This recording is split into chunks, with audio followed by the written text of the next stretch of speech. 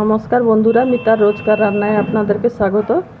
আজকে আমি আরেকটা রেসিপি মেথি পনির মাখানি নিয়ে এসেছি।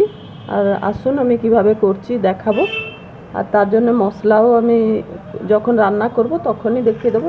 এইগুলো খালি দেখিয়ে দিচ্ছি: স্টার অ্যানিস আর জয়ত্রী, ডালচিনি আর ছোটো এলাচ দুটো, আর গোলমরিচ 5-6টা। এইটাকে আমি, আর এটা তেজপাতা, আমি রান্না করার সময় দেখাবো। 3 চামচ মতন সাদা তেল দিয়ে দিয়েছি। আর এবারে তেজপাতা একটা দিলাম, আর এই গোটা মশলাগুলো যেগুলো বললাম, দুটো ছোটো এলাচ ফাটিয়েছি, 4-6টা গোলমরিচ, ডালচিনি একটা টুকরো, স্টার অ্যানিস একটা, আর এটা জয়িত্রী একটু। এটা একটু তেলেতে ভালো করে একটু সুগন্ধ আসার পর্যন্ত একটু ভেজে নিই।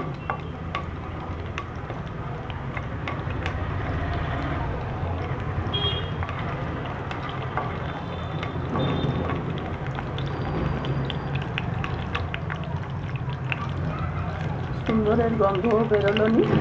এবারে গ্যাসটাকে একটু কমিয়ে দিয়ে এই 1-1.5টা মতন পেঁয়াজ কুচিয়েছি, এটাকে দিয়ে দিলাম।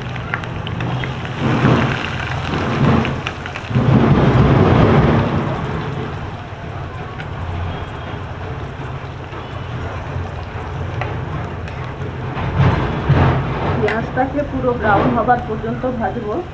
তার জন্য এই সময়েই আমি নুন দিয়ে দেবো, কেন তাড়াতাড়ি রান্নাটা হয়ে যাবে।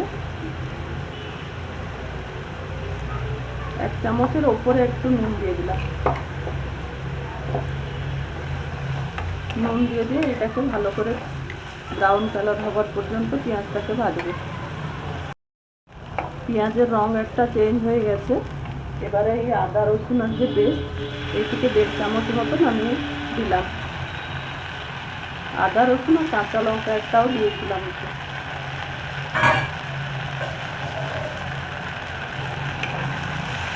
এটাকে এই পেঁয়াজ আদা রসুনের গন্ধ পুরো যাবার পর্যন্ত এটাকে ভালো করে কষতে হবে। তার সঙ্গে আমি টমেটো একটাও গ্রাইন্ড করেছিলাম, বড় টমেটো একটা, ওটাও দিয়ে দিলাম।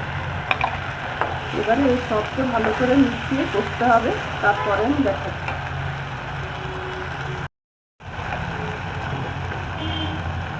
এবারে ছোটো চামচে 1 চামচ হলুদ দিলাম,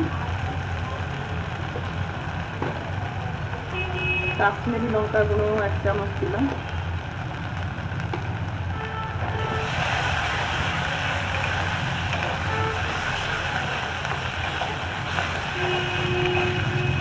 এটাকে ভালো করে ভেজে দিয়ে এবারে পনির মশলা 1 চামচ এটা দিচ্ছি।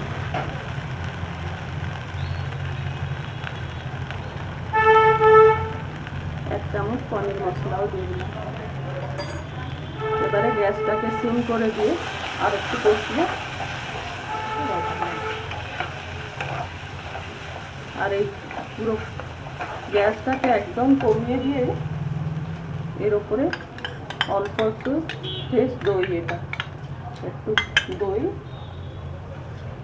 দিয়ে একদম গ্যাসটাকে কমিয়ে দেবেন, না তো গ্যাস বন্ধ করে দিয়ে একটু কষলেও হবে। আমি গ্যাসটা একদম কমিয়ে দিয়েছি, আর এটাকে ভালো করে আরেকটু কষে নিচ্ছি। মশলাটা প্রায় কষা হয়ে গেছে। দইটা যেহেতু দিয়েছি, দইটা ছিঁড়ে যেতে পারে, তাই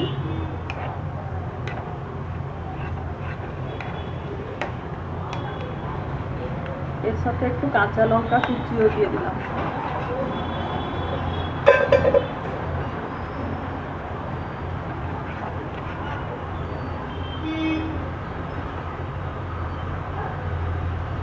এটা কসুরি মেথির গুঁড়োটা দিলাম, 1 চামচ মতন গুঁড়োটাও দিয়ে দিলাম।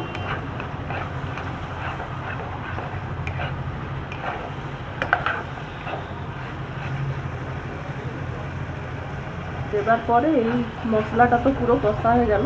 এবারে এই মেথি শাকটাকে দিয়ে দিচ্ছি। মেথি শাকটাকে দিয়ে এটাকে একটু ভালো সেদ্ধ হবার পর্যন্ত আমি একে ঢাকিয়ে দেবো, তারপরে আমি দেখাচ্ছি। শাকটাও পুরো নরম হয়ে গেছে। এবারে ফ্রেশ ঘি 2 চামচ এতে দিলাম।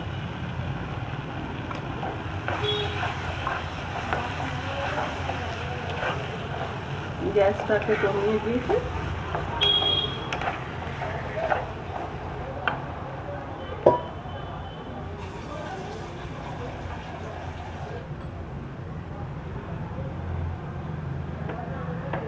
এবারে একটু জল দিয়ে দিলাম, আপনারা আপনাদের পছন্দের মতন জল দেবেন, কতটা গ্রেভি রাখবেন। যে